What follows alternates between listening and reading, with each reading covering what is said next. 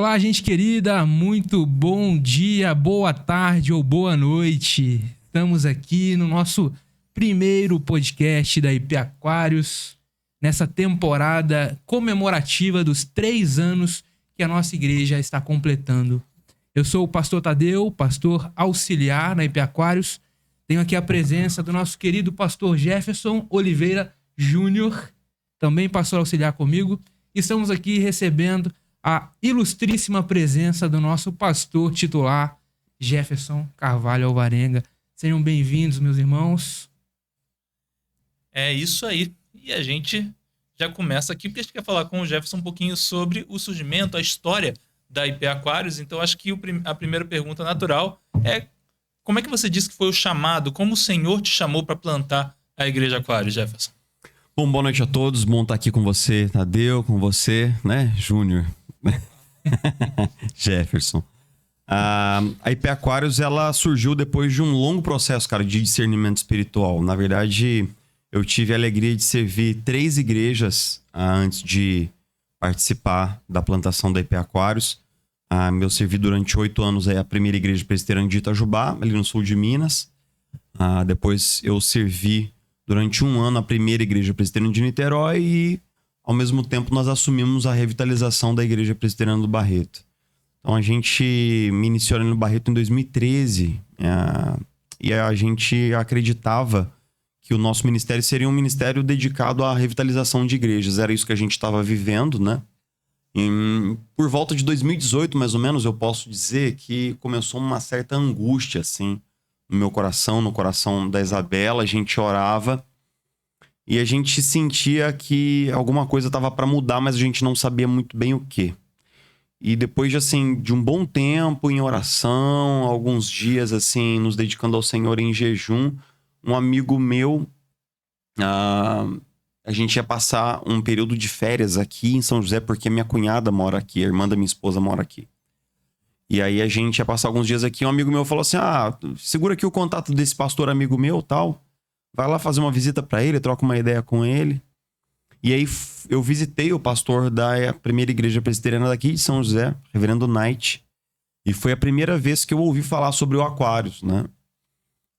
Ele compartilhou um pouquinho comigo da história do Aquários, porque a primeira, em parceria com um outro pastor, já tinha plantado uma igreja presbiteriana ali, que inclusive chegou a ser organizada, mas essa igreja, por inúmeros fatores, não existia mais na época, em 2018. E ele falou que era um lugar no qual morava 13 mil pessoas e que não tinha praticamente nenhuma igreja, e à época realmente não tinha, né, nenhuma igreja ali nos arredores, ou pelo menos nenhuma igreja assim mais pronunciada nas ruas, se você caminhasse ali pelo Aquários. Então o nosso processo começou mais ou menos assim, intuindo um pouco isso, tal, juntando esses pedaços de informação e orando bastante. A primeira proposta era que a gente pudesse vir para cá para plantar uma igreja, mas a gente não tinha um grupo base, a gente não tinha uma visibilidade de sustento, a gente não tinha um local, a gente não tinha nada. Então isso pareceu à primeira vista tão intimidador, né? Mudar para uma cidade que você não conhece absolutamente ninguém para plantar uma igreja do zero, que eu acredito que durante pelo menos um semestre a gente orava certos de que essa não era a coisa certa a ser feita, ou assim, quase que não considerando. Mas à medida em que a gente foi orando, isso foi aquecendo mais o nosso coração. E eu acredito ali que por volta de julho de 19, praticamente 1 ano depois, essa convicção já estava um pouco mais solidificada, que foi quando a gente anunciou a nossa saída para a Igreja Presbiteriana do Barreto, né, para o conselho e para a igreja. Então, eu acredito que foi um processo de discernimento espiritual de mais ou menos uns 2 anos, assim, cara, somando toda essa faixa de tempo em que a gente, né, esteve em oração. Então, foi mais ou menos assim. E depois houve também um período, uma série de movimentos, né, de ter uma igreja mãe, algumas coisas foram acontecendo. Bem legal. Inclusive, eu era sua ovelha lá na igreja presbiteriana do Barreto. Sim. E na época, a igreja, ela crescia bastante, estava crescendo bem. Uhum. E imagino que para você, no seu ministério, olhar para uma igreja onde você já tinha um ministério consolidado e olhar para aquilo que o Senhor estava te falando, eu imagino que foi uma escolha um tanto quanto difícil ter que deixar para trás o ministério que você já tinha construído ali em Niterói, né? Sim. Então, cara, na verdade a gente tinha uma perspectiva de que a gente ficaria ali em Niterói por pelo menos mais uma década. Era o que a gente achava que aconteceria, porque a revitalização da Igreja Presbiteriana do Barreto foi uma grande alegria, né? Aquela comunidade me ensinou muito sobre como servir as pessoas, como pastoreá-las. Mas, ao mesmo tempo, foi um processo bastante difícil, né? Em 2018, a gente já tinha crescido, a gente tinha enviado candidatos para o seminário, a gente tinha uma equipe muito boa, muito consolidada, e a igreja estava crescendo há 5 anos consecutivos, né? A gente já tinha superado a barra ali, a faixa dos 100 membros, então tinha algumas coisas bem notórias acontecendo na vida da igreja. A gente fez uma reforma na nave do templo, que era um sonho da igreja. Então tinha algumas coisas muito legais ministerialmente acontecendo. Falando assim, em termos humanos, não era a hora mais adequada para a gente sair, né?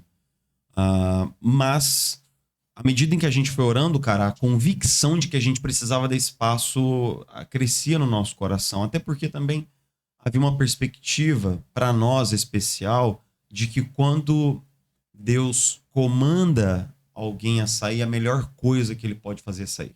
A gente já tinha acompanhado histórias de amigos pastores que haviam ficado e assim, o tempo deles havia acabado ali, eles haviam decidido ficar e tudo que aconteceu depois foi muito ruim.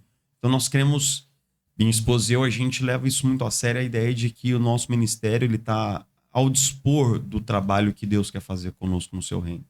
Então para nós foi uma decisão muito difícil. Eu me lembro exatamente do dia em que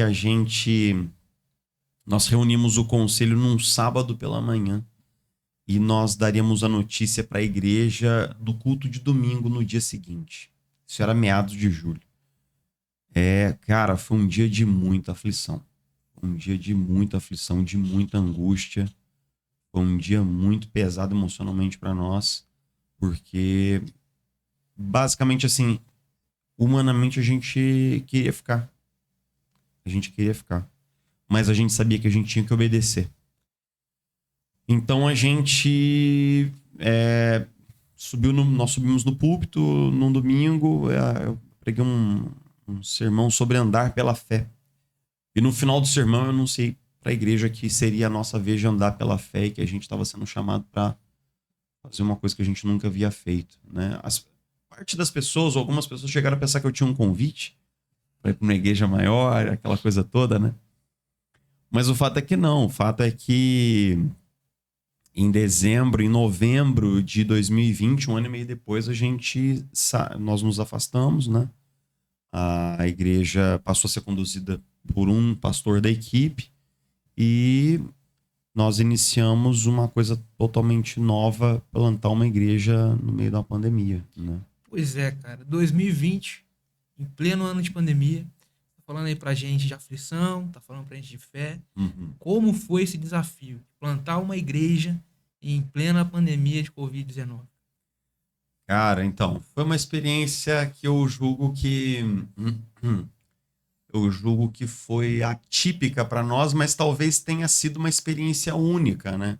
Assim, única em todos os sentidos que a palavra possa ter. Única. Sem dúvida. É uma pandemia. Cara, a gente anunciou nossa saída em julho e a gente começou a fazer uma série de visitas e a gente montou um plano de transição que nós apresentamos para a igreja de de quais processos aconteceriam, a sondagem dos pastores, o perfilamento. A gente fez um processo bem compreensivo de como seria conduzida a transição para que a gente pudesse, digamos assim, pacificar o coração da igreja de que o melhor estava sendo feito pela comunidade no sentido de uma transição pacífica e organizada. Ok. Cara, no meio do processo, a pandemia entra de sola. Março de 20, tudo fecha, né? A igreja do Barreto, a gente morava na casa pastoral. General Castrioto é uma avenida que liga Niterói e São Gonçalo, cara. E ali passando todos os dias, assim, milhares de carros e ônibus, hora do rush, uma loucura, tudo aquilo ali parado. Do dia pra noite, cara, assim, não tinha nenhum busão passando em frente à casa. Eu me lembro aquela pastoral. bola de feno passando pela. Cara, asfalto. coisa mó doida, assim, alguém fez uma filmagem com um drone ali do centro de Niterói, parecia o apocalipse zumbi, assim, a coisa meio maluca. E aí, cara, a gente iniciou uma série de ações, um programa de telefonemas, né? A gente pegou os principais líderes da igreja, líderes de PG, e a gente distribuiu, assim, todas as famílias da igreja para que houvesse um programa de ligações telefônicas. E no meio disso, eu tive uma reunião online com o conselho, e o conselho falou, não, pastor, vamos rever isso daí e tal. Só que assim, a gente já tinha anunciado, né? E a gente já estava no meio de um processo de transição, e a gente tomou a decisão de seguir com a transição pastoral mesmo assim. Eu disse para o conselho naquela ocasião que o Deus que havia nos chamado para plantar essa igreja sabia da pandemia e que agora nós éramos um problema dele, a gente ia ter que obedecer e cuidar de nós seria um problema que não era nosso, né? Então, a gente conduziu o processo de reabertura do Barreto, os protocolos, né? Não sei se todo mundo lembra dessa época, né? Uhum. Num futuro tão distante, em que você tinha de máscara e tinha uma capacidade máxima de lotação, tinha que ter inscrição. Cara, uma maquinaria toda pra gente começar a retomar a mão do culto presencial, os protocolos, limpeza, sanitização e tal. E, cara, uma vez que a gente conduziu esse processo, um pastor, meu pastor auxiliar à época, reverendo Arthur, foi convidado pelo conselho para assumir e a gente veio. A gente veio para São José. Então, em novembro, final de novembro, nós estávamos aqui em São José. Mas isso leva a gente para uma outra questão importante que a gente tem que tratar, que é, então, essa igreja é plantada também no meio da pandemia. E isso cria pra gente um paradigma completamente novo, que é, vamos falar um pouquinho sobre plantação na pandemia. Como se planta uma igreja na pandemia? Ninguém sabe, nem eu. Cara, assim, só fazendo uma breve digressão, né? A gente pediu muito a Deus que a gente pudesse ter uma igreja mãe para caminhar conosco ao longo desse processo e tal. E aí eu peguei tava trabalhando no projeto. E aí eu mandei esse projeto para um amigo plantador, e esse amigo plantador recebeu o projeto e falou, cara, eu vou mandar para um cara amigo meu aqui, posso? Falei, claro. E aí esse cara mandou para um outro cara, e esse cara mandou, e de repente esse projeto chega na mão do reverendo Ildé, que é pastor da igreja presbiteriana de Alphaville, uma igreja muito relevante no nosso contexto, uma igreja, poxa, não tem nem o que falar da IP Alpha.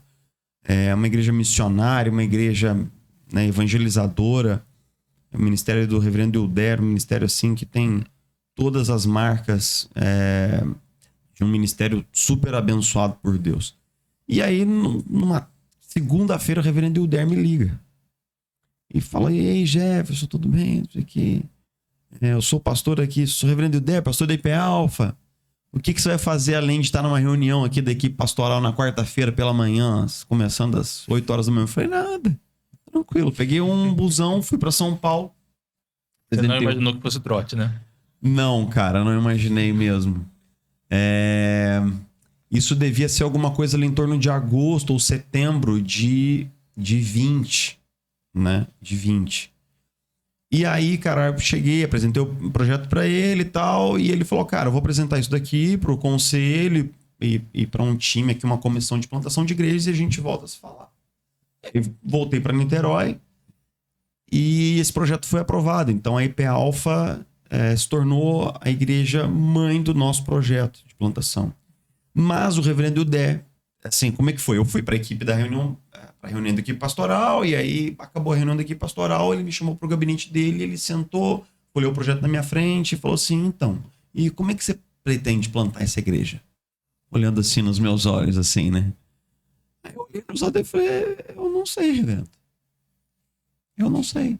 Ele falou, porque tem essas, né, questão do contato humano, que não pode, tal, não sei o quê. Eu falei, eu não sei. Eu não sei. Mas eu imagino que chegando lá, Deus há de nos conceder uma estratégia para começar de alguma maneira, porque a gente não tem grupo base. Então, assim, né, nós não tínhamos, além do meu cunhado, da minha cunhada, nós não tínhamos nenhum ponto de contato relacional com a cidade de São José dos Campos. A gente não tinha ninguém, né? Então, como foi no frigir dos ovos, né, Júnior? Vamos descrever como se planta uma igreja numa pandemia. Vamos descrever. Vamos lá. Vamos lá. A gente chegou e, basicamente, cara, durante 3 meses e meio, que a gente fez foi orar e chorar. Parece um bom caminho. Parece, né? Citando lá o Salmo 126, aqueles que semeiam com lágrimas voltarão colhendo, né, com alegria os seus feixes, né? Cara, foi um período bem difícil, assim, pra mim, psicologicamente, emocionalmente, porque num dia você é pastor de uma igreja, você tem boletim, você tem projeto, construção, obra, tudo aquilo que o pastor gosta, gente, né? Até problema é bom. Cara, no outro dia eu acordava, olhava assim pro teto e a minha agenda tinha lá, caminhar com o cachorro, lá, fazer o almoço, lavar a louça, caminhar com o cachorro, descansar, orar. E assim, uma semana você pega bem, né? Uma semana tá tudo certo. Na segunda, na terceira, lá pela 4ª semana já começaram a vir. Você já tá querendo ligar para aquele irmão e perguntar, e aí, tem algum problema que você queira compartilhar comigo? Cara, foi bem pesado, assim, velho, porque é lógico que... E eu já tinha lido sobre isso na literatura de plantação de igrejas, o Ed Stetzer fala um pouco sobre isso, né, que os plantadores, eles têm uma convicção muito arraigada até chegarem no campo. É tipo um missionário que fica sonhando com o seu campo missionário durante anos, idealizando esse processo, e aí ele chega lá e ele ainda não domina a língua. Ele é rejeitado pela tribo. Cara, então assim, esse colocar os pés no chão de fábrica, né? Então, o que aconteceu? Durante 3 meses, praticamente, houve um processo de espera, de oração e de intensa leitura, de releitura. A minha preparação para plantar essa igreja consistiu da leitura de uma extensa bibliografia, pelo menos uns 20 livros e artigos. Inclusive sobre a própria região, né? Inclusive sobre a própria região, um estudo foi feito, né? Até para que a gente pudesse consolidar esses dados no nosso documento, no projeto. E aí o que acontece, cara? Eu acredito que realmente, bicho, o nascimento de uma igreja, por mais que a gente tente... O Ed Stetzer, ele faz em alguns dos seus livros uma espécie de um esboço de vários modelos de plantação de igreja. Uma igreja, ela faz um spin-off com um grupo base aqui. Outra igreja, ela pega um PG e ela transforma num grupo base. Existem vários modelos disponíveis no mercado. Mas existe uma sensação no meu coração, à medida em que eu tenho cada vez mais contato com plantadores de igrejas, não só por causa da incubadora do City to City, mas também por causa da rede Ressurgência, e por causa do PMC, e por causa de vários networks de plantação que você passa a participar e a ter conhecimento, de que, cara, o nascimento de uma igreja é uma questão que tem um DNA, sabe? Tipo assim, cada igreja, parece que Deus tem um caminho ali para abrir. Um casal de amigos nossos de Itajubá, do qual eu havia sido pastor uma década atrás, e que são muito amigos, são padrinhos de casamento. Eles falaram assim, olha, tem um casal amigo nosso aí e tal... poxa, não tem como você fazer uma visita para eles? Eu falei, tem, claro, né? E aí eu comecei um relacionamento com essa família. Um relacionamento totalmente despretensioso, porque eles já tinham uma comunidade, eles já estavam fixados numa comunidade, eles tinham uma longa história com essa comunidade, inclusive. Mas, cara, depois de um tempo, esse casal virou pra mim e falou assim, pastor, vamos começar uma célula? Eles falaram, não partiu de mim. Eles falaram, vamos começar a célula? Eu falei, vamos, cara. Vamos começar. Quando vai ser a célula? Eles, domingo. O que você acha de domingo? Eu falei, domingo é bom. E como é que vai ser? Bom dia pra pregar, né? É um bom dia pra pregar. Dia do Senhor. Aí, e como é que vai ser? A gente toca uns cânticos, a gente...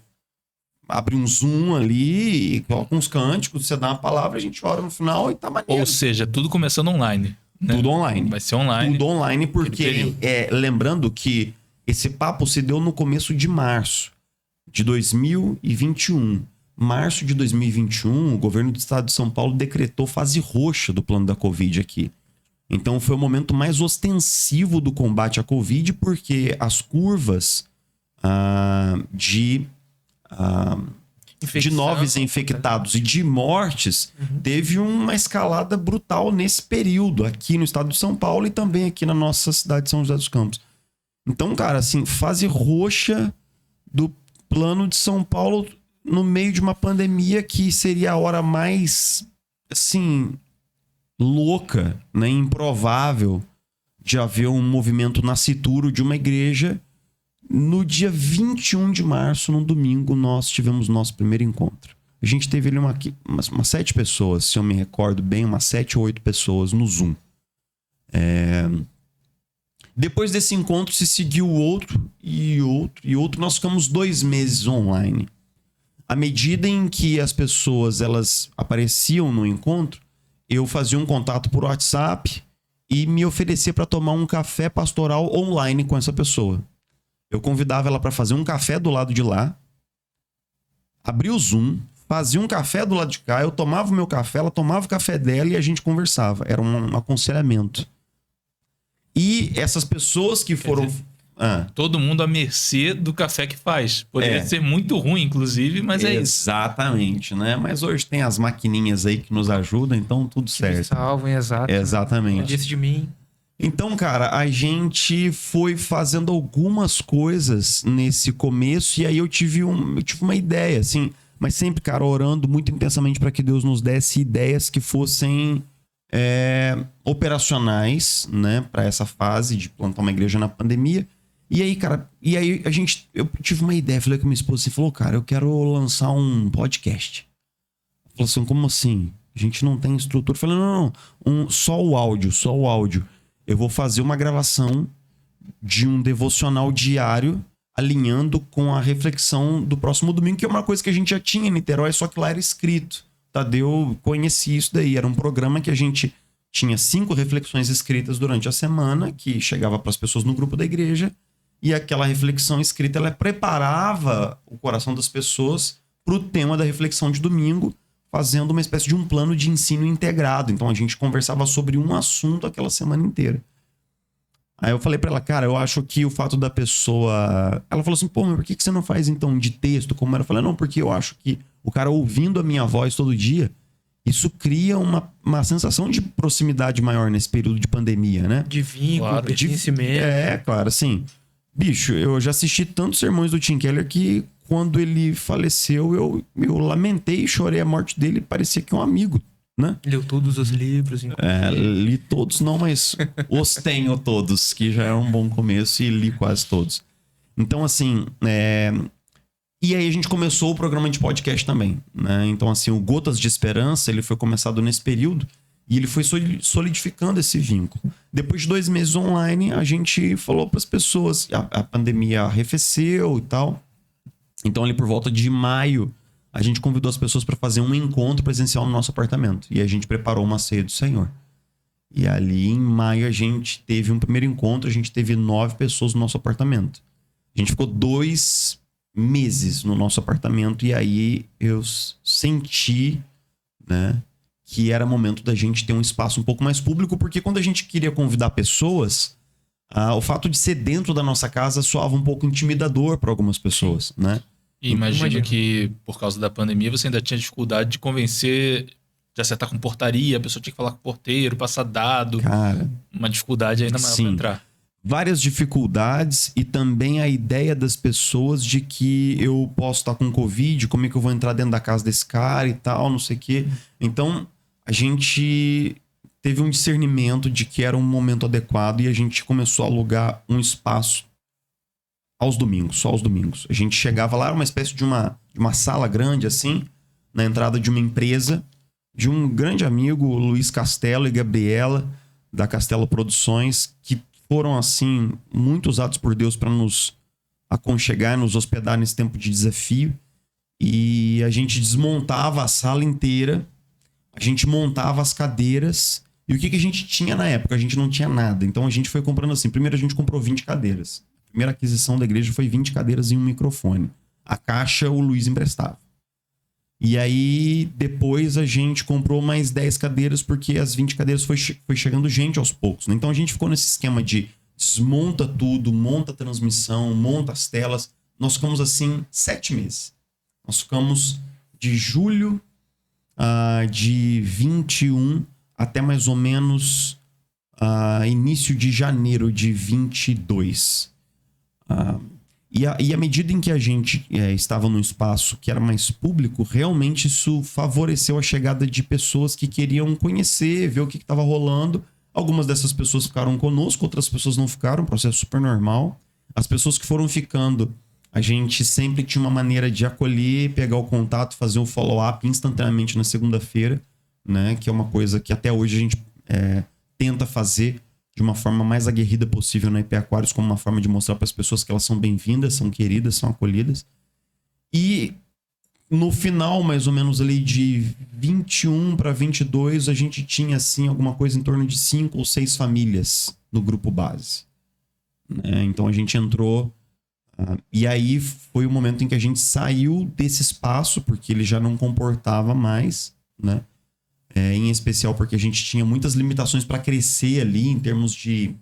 A gente comprou uma caixa de som e tal, e aí o espaço já começava a ficar pequeno para a gente poder também fazer outras aquisições e para a gente acolher novas pessoas. Então a gente, em fevereiro de 22, nós alugamos um espaço ali dentro do Aquários, que foi um espaço muito abençoado também. Nós ficamos ali 2 anos, cara. Foi um tempo muito legal e que nos propiciou, em especial... não apenas era um espaço que nos permitia crescer numericamente, mas que a gente podia usar durante a semana. Então a gente passou a ter um gabinete pastoral para intensificar o nosso cuidado pastoral. A gente passou a ter uma sala mais dedicada para as crianças. Isso nos permitiu dar alguns passos importantes, né? Mas antes de avançarmos, queria fazer uma pergunta. Bom, a gente está falando aqui que primeiro a igreja, né, a IP Aquários, ela começou pelo Zoom. Depois ela adentrou a sua casa. Depois você alugou um local lá no castelo, certo? Nós, como igreja, exato. Alugou um lugar lá no castelo. E nesse processo eu imagino que no seu coração, por alguns momentos, passou um friozinho ali, um medo. Como é que foi isso pra você, enfrentar esse desafio? Passou um friozinho antártico, né? Eu me lembro bem, cara, que nos meses que a gente estava no castelo, teve um momento de apagão da plantação. Teve um momento de apagão. E por uns 3 finais de semana, só comparecemos eu, minha esposa e mais um casal. E assim, eu vou ser bem franco, cara, eu já não tava mais sofrendo. Porque eu já tinha sofrido tanto que nessa hora eu já tinha chegado nesse outro lado da angústia, em que você ora e de repente você descansa. Você fala assim, não, cara, tranquilo. Se Deus quiser plantar essa igreja, ele vai plantar. Se ele não quiser plantar, não tem nada que a gente possa fazer. Então eu não tenho outra opção. O que a sua convicção te diz? A minha convicção me dizia que Deus tinha nos enviado para ali, tinha nos trazido para cá para plantar, para servir essa plantação. Mas eu notava, em especial na minha esposa, um pouco, e no outro casal, uma grande angústia.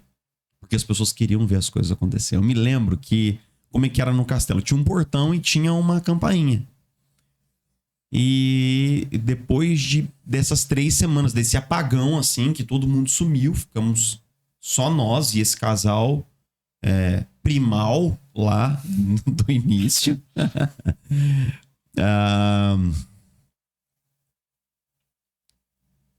A gente já tinha iniciado o culto e com 5 minutos de culto a campainha tocou.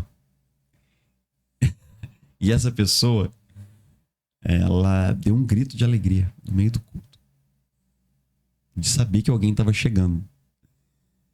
E é engraçado que esse casal que visitou essa igreja se tornou parte do grupo base, mas logo em seguida veio outro e outro veio e é assim, cara... Eu julgo que aquele momento foi um momento de teste, sabe? foi um momento em que, se nós tivéssemos desistido, ninguém teria nos recriminado.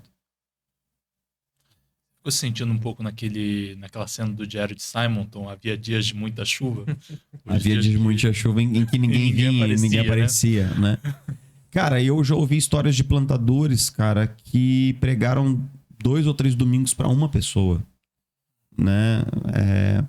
O fato mais triste que pode acontecer é um plantador, ele se preparar o sermão, preparar a liturgia. No caso, eu mesmo tocava os cânticos, você faz a playlist, monta os slides e tal, não sei o quê, faz o seu melhor trabalho.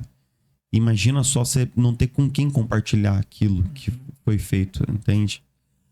Mas assim, cara, o meu coração tava muito descansado nesse momento. Eu posso dizer que não foi sempre assim, sendo bem honesto e autêntico, como eu sempre pretendo ser. Os meses talvez ali de janeiro de 21 até abril de 21 foram meses de muita angústia. E compartilhando aqui um fato que eu acho que eu sei que isso vai a público para uma audiência que a gente não sabe onde esse papo aqui vai chegar, né? Uhum. E vocês me aconselharam muito sobre sobre o que você vai falar nesse podcast e tal, não sei o quê. Mas a verdade é que esse primeiro momento da plantação, ele foi tão cruciante para mim, no determinado sentido, por N coisas que não cabe ao caso aqui mencionar, mas, enfim, essa ruptura, sabe? Eu entrei no ministério aos 19 e eu nunca mais parei. Não me lembro, a única vez que eu tirei um mês de férias foi quando eu me casei. Então, assim, eu acho que existe um grande risco, talvez, quando a gente ama muito o que a gente faz, né? Existe uma colagem ali entre a nossa identidade e o nosso ministério. E eu acredito que Deus usou esse tempo, esse primeiro semestre da plantação, para colocar algumas coisas em ordem no meu coração, né? Mas esse tempo não veio para mim sem um preço. Por volta de junho de 21, eu tive um diagnóstico de depressão menor. E eu tive que me cuidar e me tratar. Paralelamente, a igreja já começava a ganhar algum corpo. Mas foi um período bem difícil em que eu pude contar muito com o apoio das pessoas do grupo base, da minha esposa, do meu mentor, do reverendo Eudério e de outros amigos e pessoas com quem eu compartilhei de forma muito liberal e generosa a situação que eu estava vivendo. Mas eu julgo que foi um período muito desafiador. Eu me lembro, assim, de tardes e alguns dias, assim, muito inóspitos, cara, assim, muito cinzentos e difíceis. Então, teve dias muito desafiadores, Tadeu? Mas eu acredito que tudo isso, cara, existem lições que a gente não pode aprender de outra maneira. Eu acredito que até mesmo essa experiência, né, de ter sido diagnosticado com depressão no meio da plantação da IP Aquários, isso daí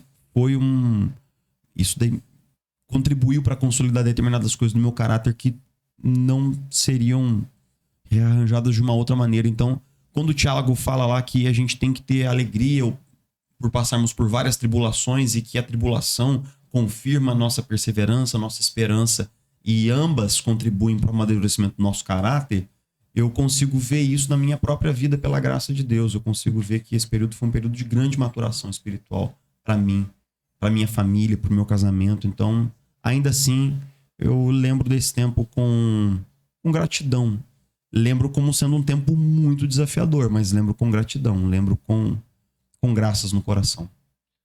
Seguindo nessa de tratar dos medos e das preocupações que você enfrentou, eu também queria perguntar sobre as adaptações que foram necessárias. Eu imagino que você teve que fazer, você e a igreja em geral, todos tiveram que fazer adaptações nos espaços físicos por onde a igreja passou, sim, adaptações de organização de espaço. Como é que vocês foram passando? E conta aí um pouquinho a experiência das adaptações, alguma coisa diferenciada que aconteceu. Sim, cara, eu acho que o pastor que vai plantar uma igreja, ele passa a ter uma percepção muito mais acurada da simbiose que existe entre o que a igreja faz e o espaço que ela ocupa. Porque a gente vê isso na prática, na plantação. Quando a gente está numa igreja já consolidada, né? Você tem o templo, você tem lá a sala das crianças, você tem a sala de escola dominical, você tem toda uma estrutura. A gente pensa pouco sobre como seria se a gente não tivesse essa estrutura. Por exemplo, como fazer um trabalho com crianças quando você está recebendo as pessoas no seu apartamento? Entende? Como é que você vai acolher essas crianças? Como é que você vai discipulá-las? Como é que você vai ingressá-las na palavra? Ah, tudo bem, você vai pro quarto, mas o ruído, entende? Existem inúmeras limitações.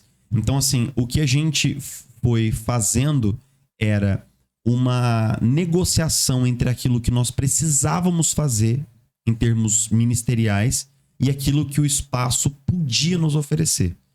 Então, existia como se fosse assim, bom, precisamos muito fazer isso. Pô, mas o espaço não dá para fazer. Então não vamos fazer isso aqui na sua versão mais final. Vamos fazer um pouco disso. Por exemplo, no castelo, tinha a garagem assim que você entrava, o espaço do culto, que era a primeira sala, e o escritório do próprio Luiz a gente usava como uma sala para as crianças.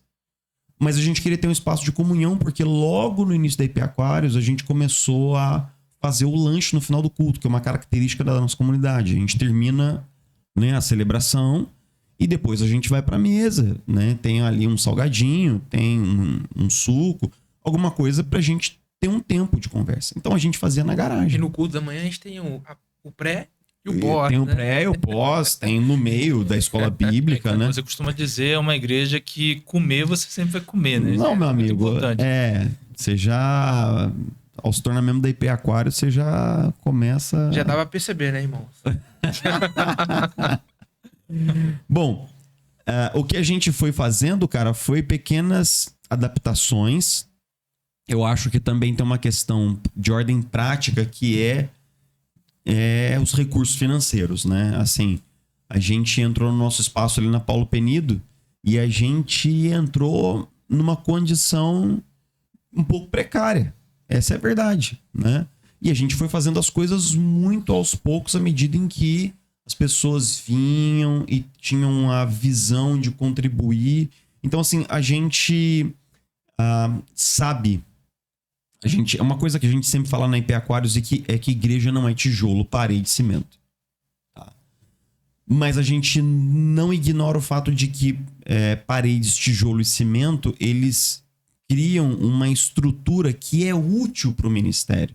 Só isso, útil para o ministério. A gente não poderia dizer que uma família se resume à casa, aos cômodos de uma determinada residência. Mas para uma família é muito melhor ter uma residência do que não tê-la. E a residência vai propiciar à família um sentimento de segurança, de paz, inclusive ali, né, de compartilhamento, que vai fazer com que a família desabroche, que vai fazer com que a família prospere emocionalmente, relacionalmente, né? Então, a nossa experiência com os espaços então, eu me lembro de uma vez, por exemplo, que a gente tinha que quebrar uma parede drywall. Cara, fomos eu... E se eu citar um nome e não citar todos os outros, vai ficar chato. Então eu e alguns membros da igreja, tá? E, cara, e marreta na mão, e martelo, e arranque, quebra, e pisa, e ensaca aquele gesso todo, e assim nós fomos, né? Tem que instalar um cabo, a gente sobe na laje do negócio, passa o cabo, tem que colocar uma placa, a gente vai lá, instala a placa.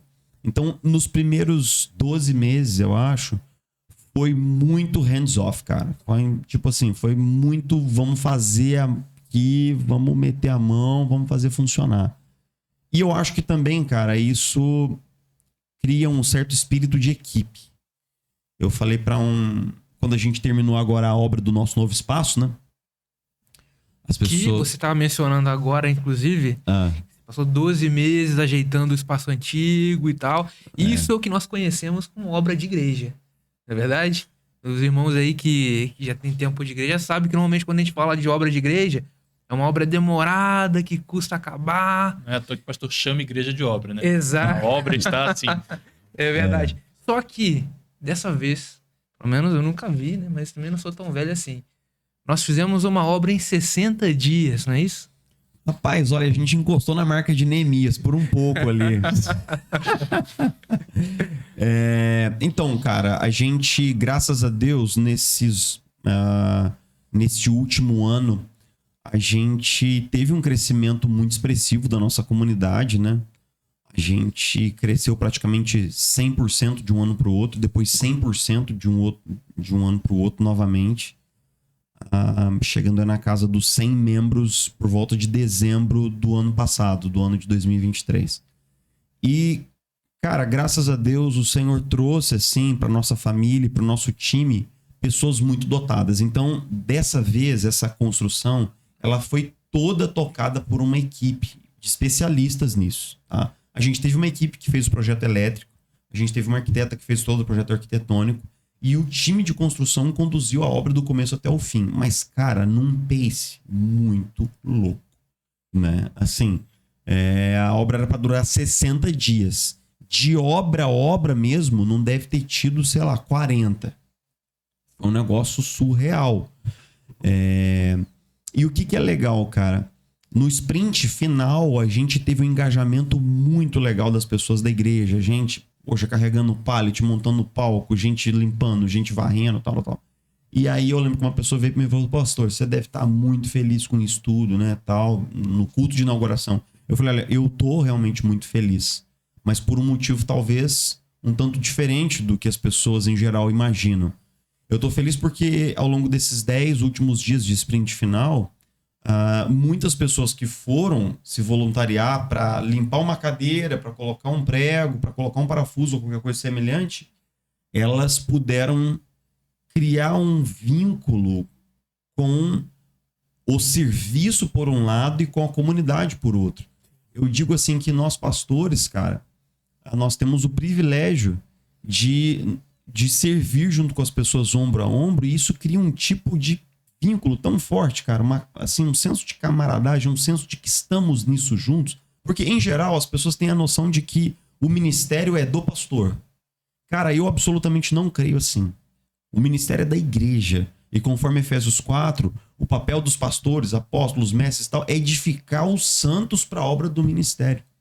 Então é o contrário, justamente o contrário. Não é a igreja que apoia o pastor no ministério dele, é o pastor que apoia a igreja no ministério que é dela, né? Então, eu acredito que nesses momentos a gente pode destilar algumas vitaminas muito importantes no tecido da igreja. A gente pode inserir, cara, alguns elementos muito cruciais no DNA de uma comunidade, que é o espírito de serviço, que é a valorização do trabalho leigo, a valorização do voluntariado e, sobretudo, essa noção de que a igreja é sempre da igreja. Essa é uma frase que pode soar um pouco ridícula em princípio, mas eu queria que a gente pudesse pensar nisso. A igreja, o ministério da igreja, o ser igreja, o fazer ministério, isso não é do pastor ou de meia dúzia de ministros ordenados. Isso é da comunidade. Nosso papel é fornecer todo o tipo de preparo espiritual, teológico, bíblico, de pastoreio, para que as pessoas elas entendam isso e vivam isso. Então, nesse sentido, eu julgo que, cara, os desafios que nos foram impostos pelos espaços e tal, eles foram muito, muito, muito importantes para o nosso amadurecimento, para o nosso crescimento como comunidade, sabe? Eu acho que é o que eu mais queria destacar aqui sobre isso. Em resumo, nada deixa uma igreja tão unida quanto você dar uma marreta para cada um e deixar eles quebrarem uma parede. Isso dá uma liga muito forte. Só uma nota de rodapé muito importante é o fato de que tem que conferir só se essa parede precisa ser quebrada de fato, né? Porque senão se cria problemas, cria barreiras. Mas sim, cara, eu acho que isso dá às pessoas uma oportunidade delas entenderem que os dons que elas têm, todos eles são valorizados, né? No culto, em geral, aparecem mais aqueles dons, né? A música, a pregação, os liturgistas, né? Mas, por exemplo, como foi legal, cara, ver caras assim que são engenheiros, caras que têm esses ofícios assim mais concretos, né? Cara, sentindo ali que ele tá glorificando a Deus enquanto ele coloca um pedaço de madeira no lugar, entendeu? Enquanto ele mede o palco, enquanto ele... Então, foi muito legal, cara, assim, e isso ainda tá muito aquecido no meu coração essa última semana antes da inauguração do nosso último espaço, né? É muito interessante isso que você está falando, porque, na verdade, tudo que você está falando aqui, nesses mais de 40 minutos que a gente está junto aqui, vai muito em direção ao nosso slogan, que é uma igreja feita de gente. Sim. E até você me corrigiu quando eu te falei, quando você alugou, você falou, não, nós, como igreja, Sim. alugamos. É muito legal isso, essa visão de ministério, que é a igreja para a igreja é de Cristo, formada por pessoas. Sim, eu acho até que vale um comentário sobre isso, né? Certa feita eu fui questionado se esse slogan ele não passa de uma hipérbole vazia, né? Ele não Muito passa de... antropocêntrico, talvez? Não, é porque assim, cara, toda igreja supostamente é feita de gente, né? Sim. Enquanto a gente não tiver igrejas para girafas e zebras e ornitorrincos, toda igreja é feita de gente. Vamos fazer um culto para os pets aí? Cara, pensa comigo. Não é verdade isso. Não é verdade, cara. E a gente sabe disso. Muitas igrejas são feitas de números, estatísticas, de programas, de pacotes de produtos religiosos. Muitas igrejas são feitas de diversas coisas.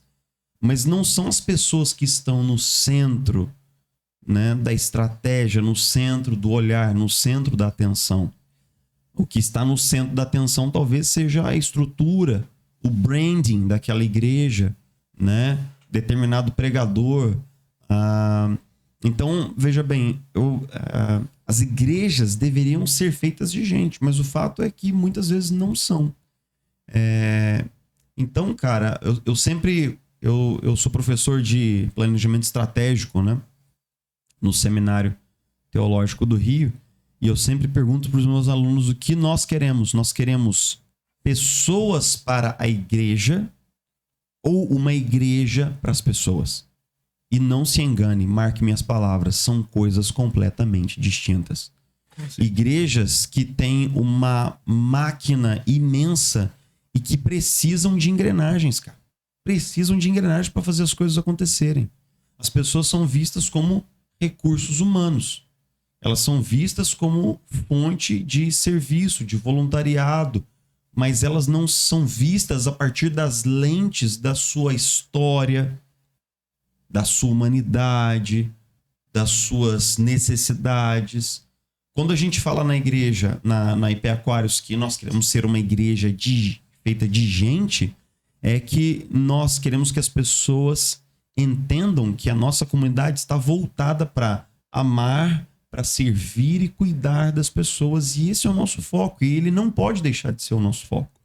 As pessoas servem, sim, tem ministérios, sim, tem cargos, sim. Mas no centro da nossa agenda, do nosso olhar e do que a gente quer ser enquanto comunidade, as pessoas, as famílias, os casamentos, os relacionamentos.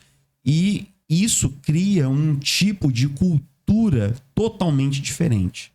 Porque no dia em que uma pessoa ela não puder mais prestar determinado serviço voluntário, em que ela, por uma questão de saúde, ela não puder mais dar uma contribuição ali para as necessidades da igreja, isso, cara, isso obviamente não descontinua o vínculo e o amor que nós teremos por essa pessoa, porque a pessoa deixou de ser útil para nós, né? Ela continua sendo um membro da nossa família. Então, quando nós queremos dizer assim, que nós queremos ser uma igreja feita de gente, o que isso significa na prática? Nós queremos praticar um acolhimento intencional. Nós queremos ter cuidado pastoral abundante. Nós queremos ter discipulado. Nós queremos que as pessoas sejam vistas como pessoas complexas, pecadoras, ambíguas, carentes, mas maravilhosas. E nunca como números, cara. Nunca como números. O dia que a gente passar a olhar aquele povo que ali se reúne para adorar Jesus como uma estatística, como uma contagem, bicho, a gente perdeu o rumo. A gente perdeu o DNA e a gente não sabe mais que tipo de igreja a gente quer ser.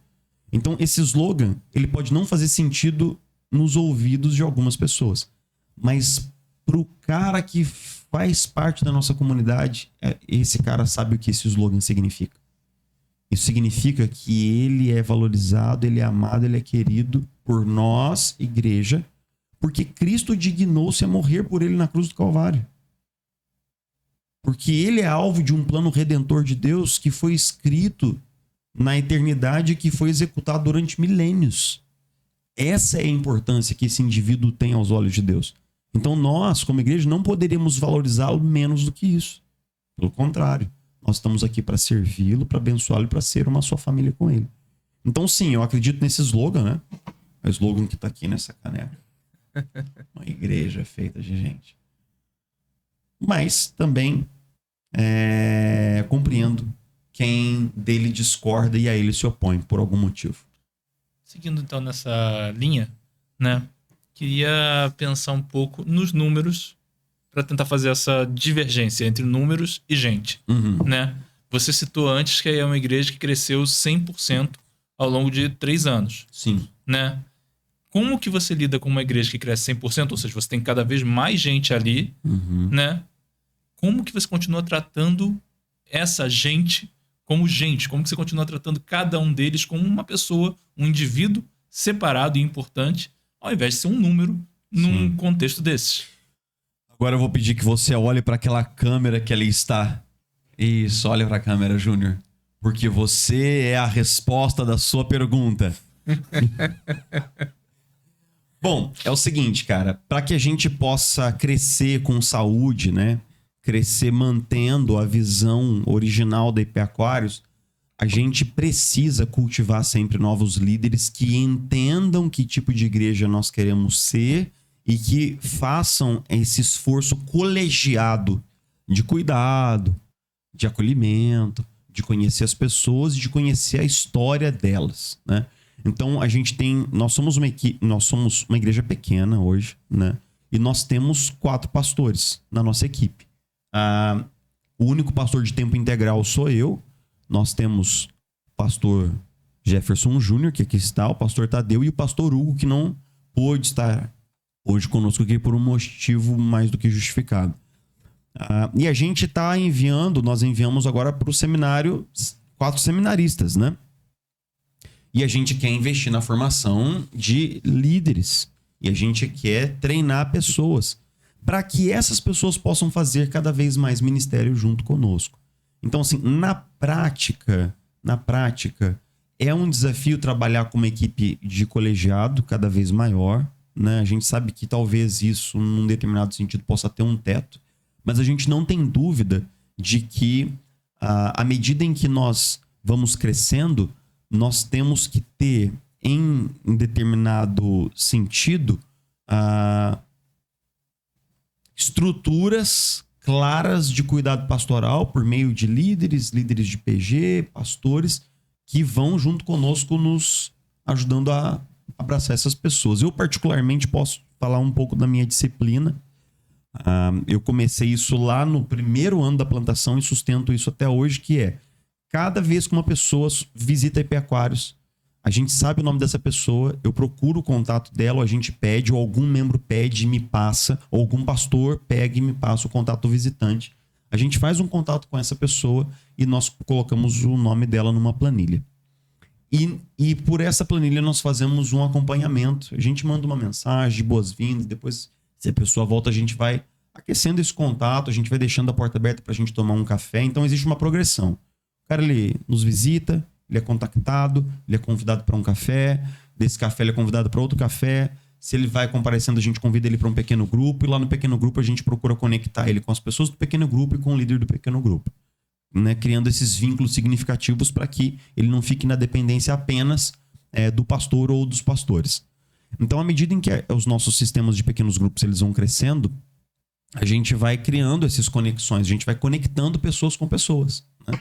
De tal maneira que a gente possa criar no entorno dessa pessoa que está chegando uma rede de cuidado. A gente está para lançar agora, nos próximos meses, um programa de discipulado que vai funcionar one by one, né? Que é um programa que a gente já fez no passado e que rendeu muitos frutos, que é ter uma rede de discipuladores, e essa rede de discipuladores vai formar uma outra rede também de acolhimento, de cuidado e de discipulado, que junto com um pequeno grupo, junto com pastores, junto com a equipe pastoral, junto com, né? Ou seja, a gente tem ali uma espécie de um ecossistema que fornece esse amparo e esse cuidado. A ideia é a seguinte: ninguém que levante a mão pode ficar sozinho. A pessoa que pedir ajuda, ela precisa receber ajuda em tempo oportuno, né? O cara levantou a mão, a gente levou 1 mês para chegar nele, talvez o casamento dele já tenha passado de um determinado ponto, né? Um adolescente levantou a mão, não foi socorrido, depois de 2 meses ele já se envolveu com alguma coisa que seja muito perniciosa para a vida dele. Então a ideia é que a gente tenha prontamente uma rede ou redes, melhor falando, um ecossistema que vai fornecer um cuidado e um amparo para essas pessoas aí.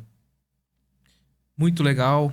Bom, nós estamos já quase chegando no final? Chegando no fim. Rapaz, foi rápido. Eu gostaria de dedicar esse tempo agora, na verdade, Pastor Jefferson, se puder dar uma palavra pra gente aqui, pra gente encerrar, no sentido de quem quer conhecer um pouquinho mais da IP Aquários, o que precisa fazer, o que ela precisa fazer pra nos visitar, onde nós estamos, como ela pode nos contactar.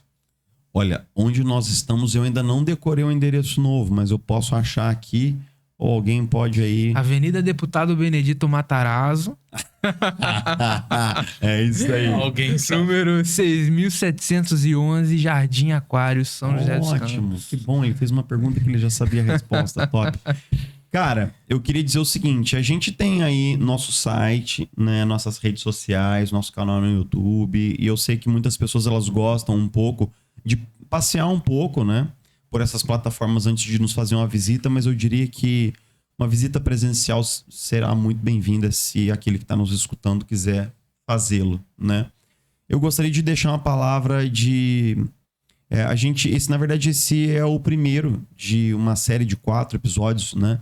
Falando um pouco sobre a nossa comunidade, como ela surgiu, os desafios e tal. Mas eu gostaria muito de relembrar um salmo que eu já citei aqui, que é o Salmo 126, né? O Salmo 126 é um salmo que o salmista ele está vivendo um momento, talvez um momento ambíguo na sua caminhada de fé, porque ele é alguém que nasceu no cativeiro babilônico. Ele viu aquilo que era improvável de acontecer. O rei Ciro, Medo-Persa, escreve um edito e com uma canetada ele permite que os judeus voltem para reconstruir Jerusalém numa política de repatriamento que era desconhecida para o Império Babilônico, né? E quando esse cara ele inicia o salmo, ele está explodindo em louvor, né? Nossa boca se encheu de riso quando o Senhor trouxe os cativos de volta a Sião, né? Entre as nações se dizia, grandes coisas fez o Senhor por eles, e de fato grandes coisas fez o Senhor por nós, por isso nós estamos muito alegres. Mas se você olhar bem no coração do salmo, no meio do salmo existe uma articulação. E essa explosão de ação de graças, ela se torna uma petição fervorosa e quase claudicante quando ele fala: Senhor, chove sobre nós, derrama as tuas chuvas sobre nós, assim como as águas caem lá no Negueb, citando o deserto que uma vez ou outra caiu uma chuva torrencial, né, trazendo vida no meio daquela aridez toda. Ele está pedindo uma intervenção divina, né? Na sequência ele fala que aqueles que semeiam com lágrimas. Então, por que essa petição tão fervorosa? É porque aqueles exilados que regressam para reconstruir Jerusalém, eles encontram uma cidade em ruínas.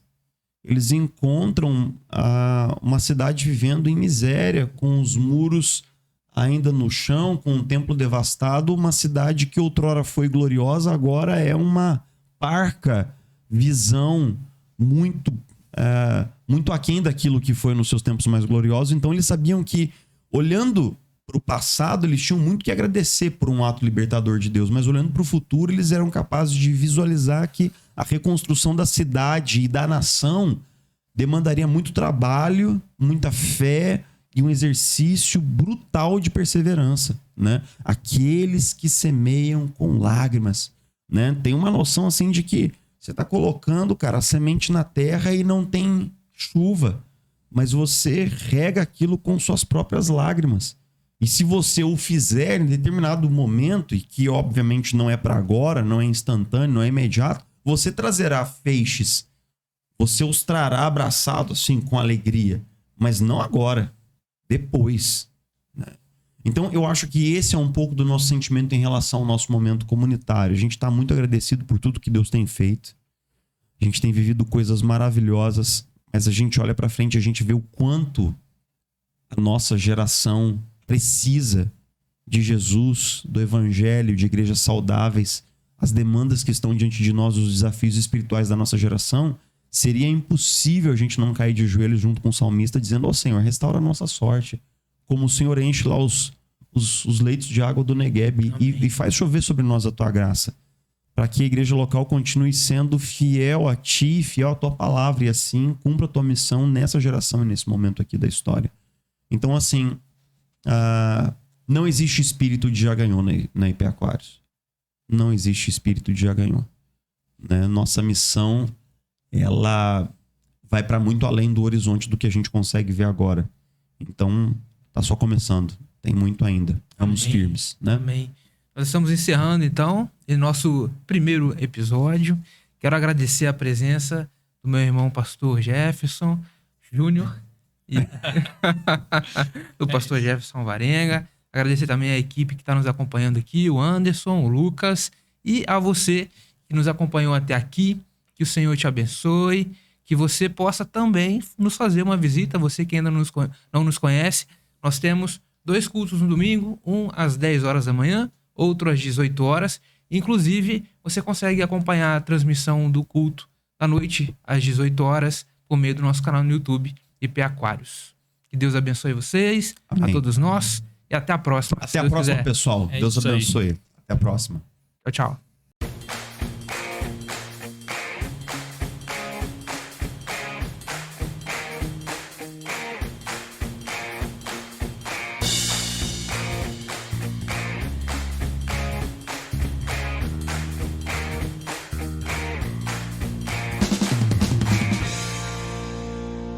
IP Aquários, uma igreja feita de gente.